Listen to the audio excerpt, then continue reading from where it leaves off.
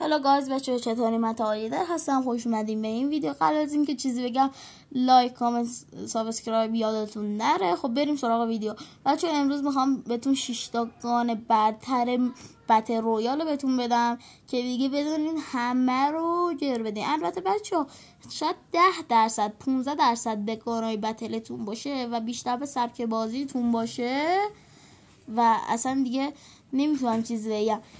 فقط سبک بازیتون رو ببرین بالا. اصلا همون گانی هم که دلتون نمیخواد دستتون باشه، سبک بازیتون رو ببرین بالا، همه رو میزنین. نکنین من اینجا قبل از اینکه برسم به اون اسکاده که تو اون ویدیو شورت ویدیو هم زدیم لهشون کردیم، اینجا اول بیشتر پلکای مورد نیاز انداختم رو چی؟ انداختم رو بیوای، چون میدونم آخر با بیوای خیلی فایت میدم. آرمور 200 هم الان میزنم، فول آرمور میشم، میرم دراپ یه ذره لوت میکنم، سریع دوباره میرم اون قسمت یه نید پرت میکنم. دیدین 2 تا ماشین یه دفعه اومدن، یکیشون چپم بود یکیشون هم جلوم.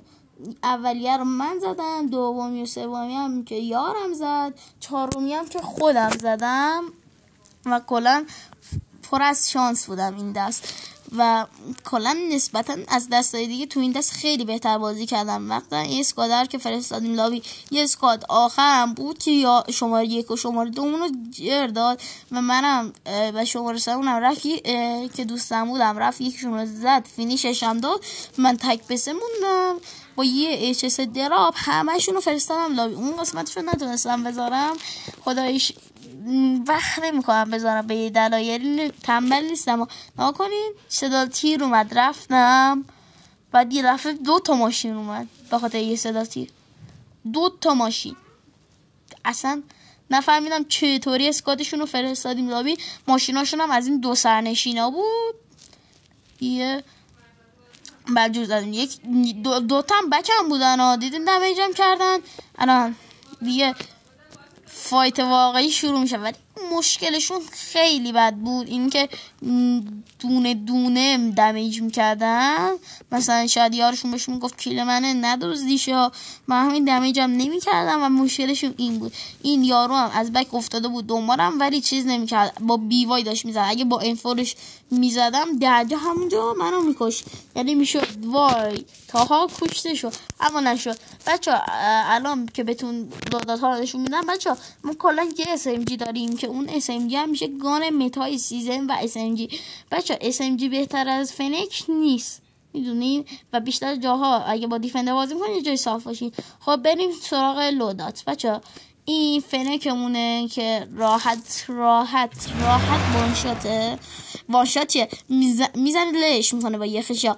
اینم که دقیقاً بهترین اتچمنت فاسیسکوپیه، با قول عمو حسن عجب سوسیسیه، همش گوشته.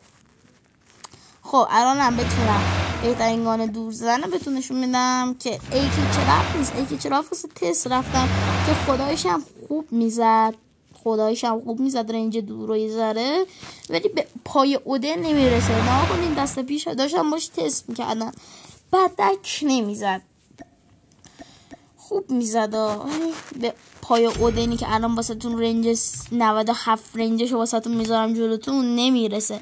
نه کنین من هیچی نمیگم تا اینجایی که دارم اتچمنت میشینم. نه کنین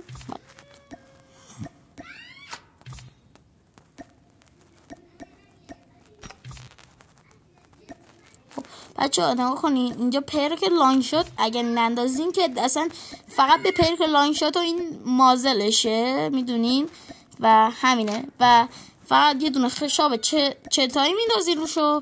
اینم بهترین اتچمنت دورزن بازی، 97 رنج، اکوریسی بالا، کنترل بالا، اصلا چی از این بهتر میخواین؟ الانم بهترین شاتگان سیزن رو بهتون نشون میدم، یعنی HS. بچه HS اصلا بد نمیزنه، یعنی از کارم بهتر میزنه. کارم یا وان شاته یا دبل شاته، ولی شاتگان HS کارم که اصلا ولش کن، بیوای اصلا ولش کن.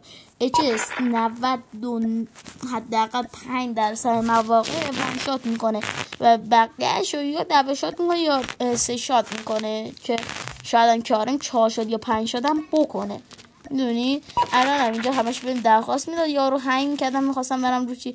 بچه‌ها الان کارم این بهترین اتچمنتشه که دیگه خودم رو سرم فشار آوردم، از این بهتر که نمیشد و رفتم نگاه کردم فیلم های بقیه قشنگ مال متین تی ایکس هم همین بود و ولی اچ اس قوی تره. بچه تو اچ اس میتونی یه کار دیگه ای هم بکنید که میتونین پلکو بردارین چوک بذارین که دیدین تو ویدیو نکنین. اینم میتونه یه فصل اسکوپ زن عالی باشه زدارجی، من کم میکشم ولی میتونین یگانه دورزن به نام رایتک انتخاب کنین. رایتک بد نمیزنه، رایتک اصلا بد نمیزنه.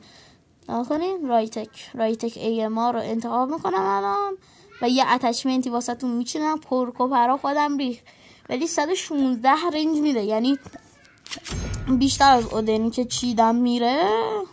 116 رنج خیلیه، 116 رنج خیلیه. نگاه کنید چه اتچمنتی فقط. الانم اینجا سلکت آلو زدم، اینشم فول کردم. اینجا اسکوپ به در نمیخوره.